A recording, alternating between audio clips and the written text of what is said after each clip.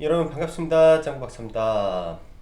오늘은 장 마감 직후에 사실 개인적으로 볼 일이 좀 있었는데 지금 보시는 이 단독 이 기사 때문에 증시 시간 외에 거의 전 종목이 아수라장이 되었습니다. 다시 한번 김정은 대북 리스크가 터졌고요. 사실 이 장성민이라는 전 김대중 정부의 국정상황 실장을 지냈던 분이 중국 고위 관료와의 통화 내용을 공개를 한 내용입니다. 근데 이제 굉장히 좀 기사 내용이 직설적이고 자극적이죠. 사실상 사막한 듯 회생 불가 추정이라는 아주 강력한 기사를 시간 외에 내보냄으로써 거의 전 종목이 파란색 물결로 마감을 하게 되었습니다. 사실 굉장히 좀 당황스럽고요. 당황스럽고 이제 내용을 좀 보다 보면 오늘 오전 중국 대북 정보통이라고 하는데 이제 이 분은 좀 자세하게 적었는데 이 논지를 사실 확인하기는 어렵죠. 100% 이게 맞다라는 거는 어, 북한의 예를 들면 항상 그 나오는 게 있잖아요. 앵커, 여자 앵커, 강력한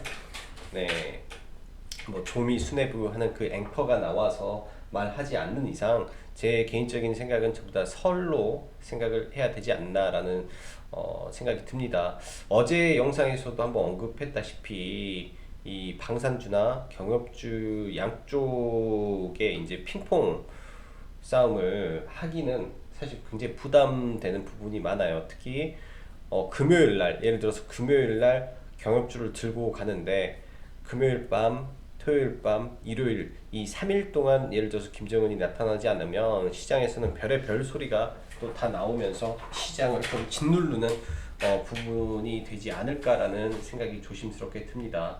또 내일 아침에 되면 또 국내에서는 또 여러 가지로 반박 기사가 나올 거고 북한에서도 또 이게 사실이 아니라면 일정 수준의 반박 기사가 나오게 될 거로 생각을 합니다. 그러게 되면 지금 시간에서 급등했던 또 빅텍은 다시 한번 급락을 하는 모습을 보일 거고요. 반대로 김정은 사망 리스크에 의해서 시간에 떨어졌던 종목들은 그냥 자연스럽게 반등을 하게 될 거라고 지금 보여집니다. 항상 북한 리스크는 굉장히 좋은 매수의 기회라고 생각을 하고요. 이제 그 파괴력이 어느 정도인가에 따라서 이제 차이가 나지 않겠나 생각을 합니다. 진짜로 사망을 하게 되고 진짜로 뭐 긴박한 상황이 된다면 사실 리스크 관리를 일단은 해야 되겠죠. 근데 아직까지는 사실 정확한 부분이 없는 선로만 남아있기 때문에 일단은 관망하면서 좀 봐봐야 되지 않겠나 생각을 해요. 일단은 여기서 나온 게 뭐 굉장히 좀 자극적이었어요. 굉장히 건강을 회복했을 경우, 김정은 사망했을 경우 등등 해서 이야기가 나오는데 여기서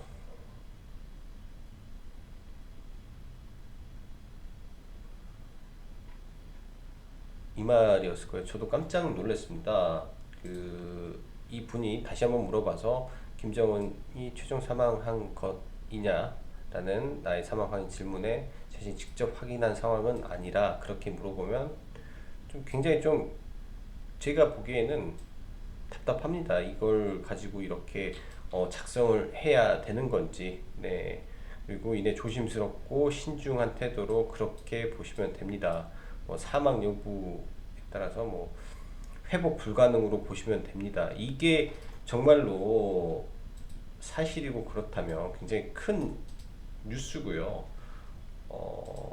태영호 전 공사의 말로는 그 전에 김정일, 김정일, 김일성 등의 사망이 있을 때도 거의 북한 순회 한 5명뿐이 알 수 없는 그런 정보였다라고 하는데 단지 중국의 이런 북한의 정통한 소식통에 의한 발언이다라는 거는 약간의 진위 여부를 파악을 해봐야 되지 않겠나라는 생각이 드네요.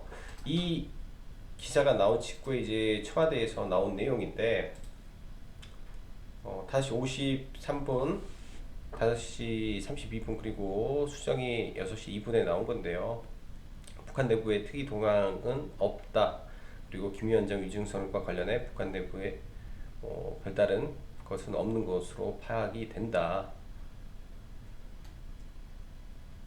여기 보시면 김 위원장 위중설이 사실 무근이라는 구체적 근거를 확보한 게 아니냐는 관측이 나온다.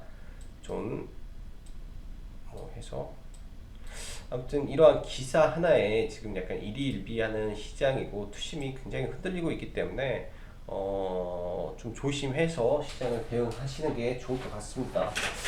다시 말씀드리면은 네, 방산주나 경합주를 잠시 피해서 매매를 하시는 게 좋지 않겠나라고 생각이 드네요. 그리고 지수도 굉장히 고가권에서 움직이기 때문에 비중은 소폭 줄여서 매매를 하시는 게 좋을 것 같습니다. 자, 그럼 시황 들어가도록 하죠. 전일미 증시는 특히 전일 밤 트럼프의 트윗이 유가와 미국 지수를 다 살렸다라고 볼 수 있지 않나라고 생각을 합니다. 트윗에 말 그대로 이란의 배를 격추시켜라 라는 발언과 함께 국제 유가가 폭등을 하기 시작을 했고요. 어젯밤에 봤을 때 제일 많이 올랐을 때가 40%까지 올라가는 또 완전한 롤러코스터의 흐름을 좀 보였었고요. 또 장중에는 인텔의 호실적 발표를 통해서 반도체 섹터가 5% 가까이 급등하는 모습으로 마감을 했습니다.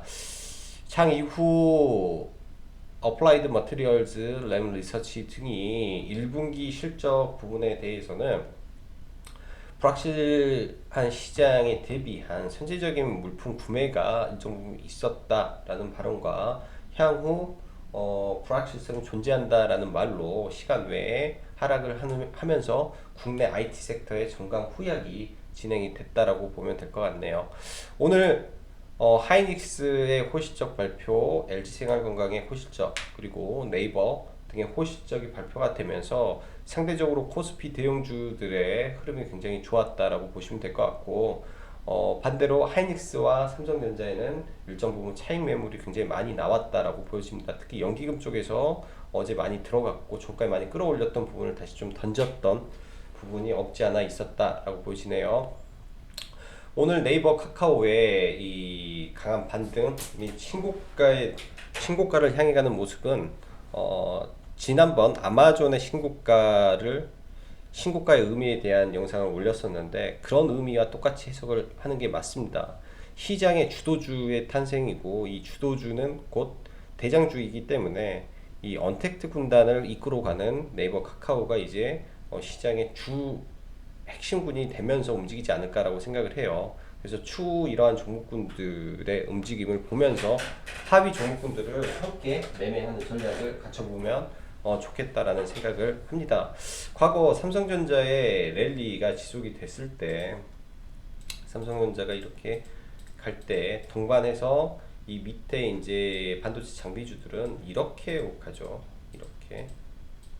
그래서 그런 모습이 이제 지속적으로 나오지 않을까라고 생각을 합니다. 정부의 정책과 그리고 대장주의 탄생, 주도 섹터의 탄생이 이미 나왔기 때문에 이쪽에 지속적으로 집중을 해야 되겠다라고 보여지고요. 정치 테마주, 정책 테마주에 지속된 순환매가 진행이 되고 있습니다.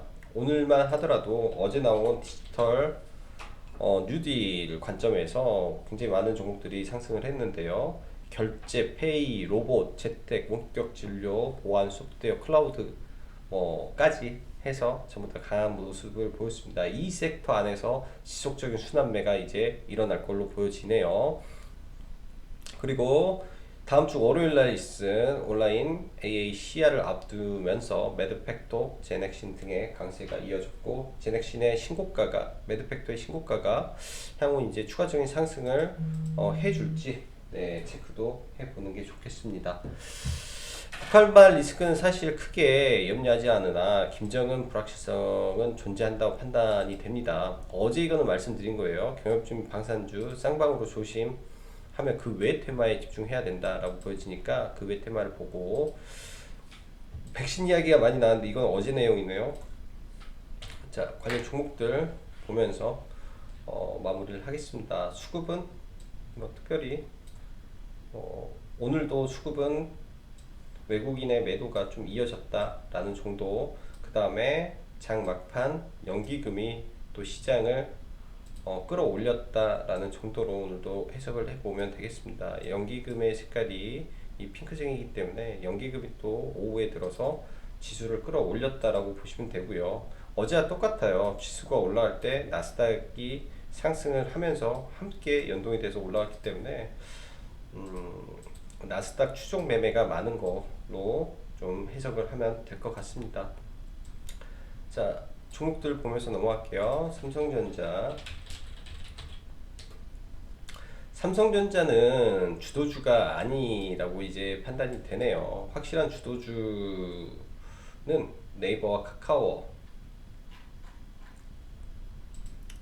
시장의 주도주는 네이버와 카카오가 되겠죠. 엄청난 갭을 들고 이제 올라오면서 시총 30조 시대를 다시 열었습니다. 그래서 네이버 그리고 카카오 둘 다 신고가 직전의 모습을 보여주고 있죠. 거의 이전의 그 모습을 100% 회복을 했는데요.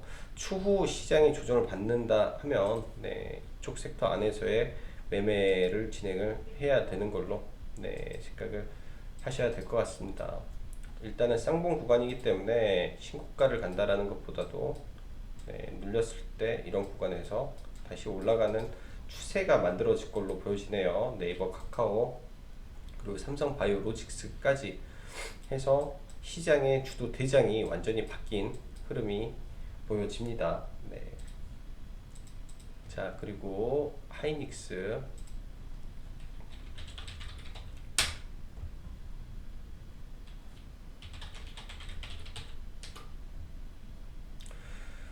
하이닉스는 호시적을 발표하고 연기금과 기관 전체적인 차익 실현 매물이 좀 나오면서 좀 빠졌죠. 일단은 이 친구는 박스권 모습을 보일 것 같아서 추후에도 기회는 있을 걸로 보여집니다. 추후에도 기회는 있을 걸로 보여지고요.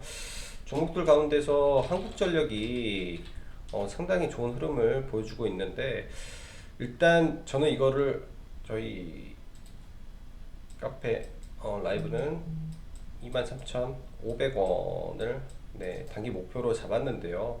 지금 추세의 강도로 보면 25,000원까지도 가능한 흐름이 나오지 않을까라는 생각을 조심스럽게 해보네요. 그리고 KTNG도 실적 발표 때까지 지속적으로 끌고 가야 될 것 같고, 원래는 여기까지의 목표가를 놓고 봤는데 이 구간을 제가 봤을 때는 뚫고 올라가는 모습이 나올 것 같습니다. 최대치 9만원, 85,000원까지 추가적인 상승을 좀 보셔야 될 것 같고요. 그 밖에 이제 두산솔루스, 최근에 이제 매각 관련된 이슈가 조금 주춤하다 보니까 종목 좀 밀리는 것 같고요. 밀렸을 때 지금 거래량이 없기 때문에 충분히 받아볼 만하다라고 생각을 합니다. 이런 자리에서 받아서 매매를 하는 게 맞고요. 자, 그 다음 미코. 오늘도 좋은 흐름을 많이 보여줬는데 북한발 리스크 때문에 시간에 빠진 걸로 생각을 하고, 겹장 테마기 때문에 어떠한 걸로 들어 올릴지는 모르겠습니다. 내일 밀리더라도 위로 올라간다라고 보여지네요. 그 다음 오늘은 랩지노믹스를 하나 소개를 하면, 오늘도 이제 조금 매매를 조금 했었는데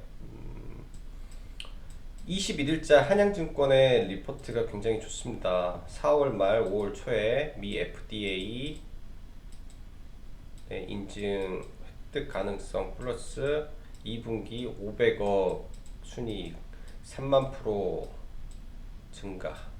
너무나 자극적이긴 하나 이게 현실적으로 실현이 된다면 지금의 이 시가총액은 굉장히 또 저평가가 돼버리는 거죠. 그래서 많이 올라와 있는데 시장에 그 기대감이 남아있다라고 보여집니다. 오히려 엄청나게 올라왔는데 더 올라갈 것 같다라는 느낌이 조심스럽게 듭니다. 최근에 수급도 굉장히 좋아지고 있고요. 그래서 진단 키트 중에 종목을 좀 골라봤고요. 예전에 랩지노믹스는 매매를 참 많이 했던 종목이기도 해요.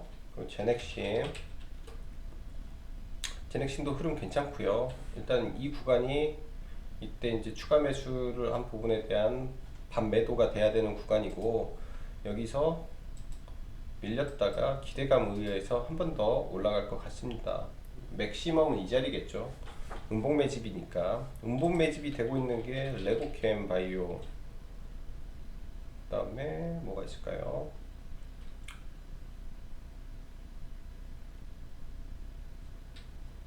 레고캠 바이오, 네, MG캠 생명과학.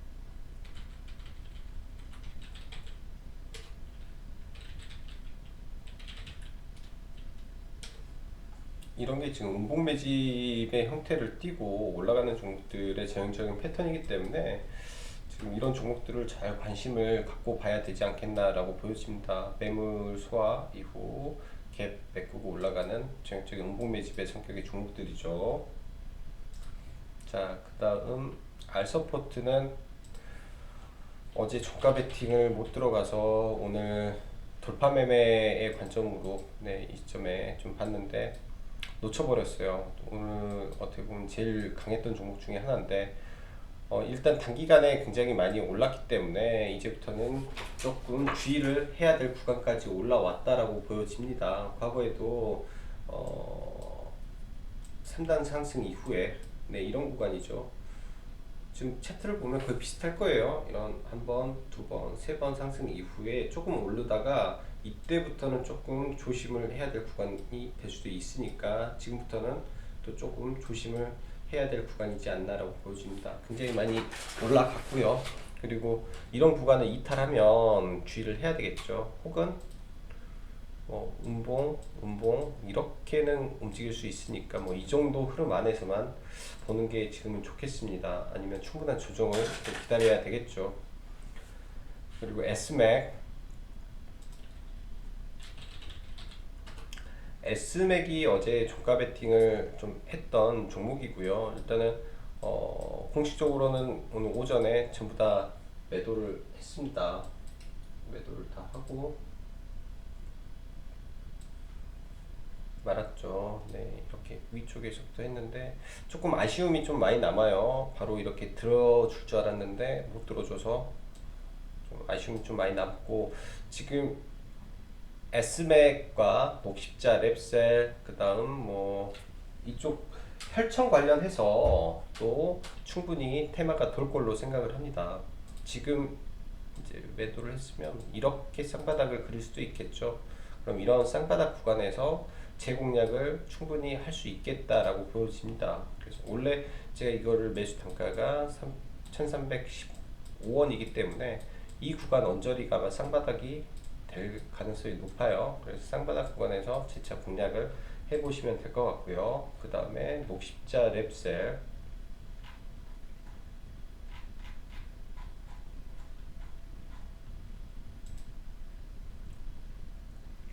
녹십자 랩셀도 흐름이 괜찮죠. 근데 이게 오늘도 뭐라고 해야 되죠? 이 갑자기 김정은 리스크가 터지면서 좀 그랬는데, 롭시자 랩셀도 일단은 오늘 한 두 번 정도 여기에서부터 매수를 해서 불태하고 좀 매도를 하고 일단은 말았는데요. 충분히 좋은 구간이 나올 것 같아요. 이 구간 한 43,000원 정도, 이 정도 구간이면 될 것 같습니다. 44,000원 정도 구간이 오면 참 매수하기 좋은 구간이 될 걸로 일단은 생각을 하네요. 녹십자 렉셀도. 그래서 관심 종목으로 넣어서 일단은 대응을 해보시면 될 것 같고, 그 밖에 CJ 시푸드 지금 시간 외에서 우리손 FNG 일각에서는 이게 여러 가지 관점으로 해석이 되는데, 돼지 열병이라는 말도 있고요. 그러니까 체시스를 한번 볼까요? 돼지 열병으로 올라갔다면 체시스가 가야 되는데 못 갔죠. 그러니까 미국의 유가공업체의 이 셧다운에 의한 네, 우리나라 반사이익에 대한 부분에서 지금 상승을 하는 걸로 보여집니다. 그리고 식량 문제에 대한, 그래서 식품주가 오늘 대체적으로 강세를 좀 보였고요. 내일자 이 당연히 이제 우리선 FNG도 당연히 박스권 돌파 흐름이기 때문에 우리선 FNG도 동시에 관심을 가져야 되겠네요. 박스권 돌파 흐름이 나오기 때문에 여기에서 추가적인 상승도 가능해 보입니다.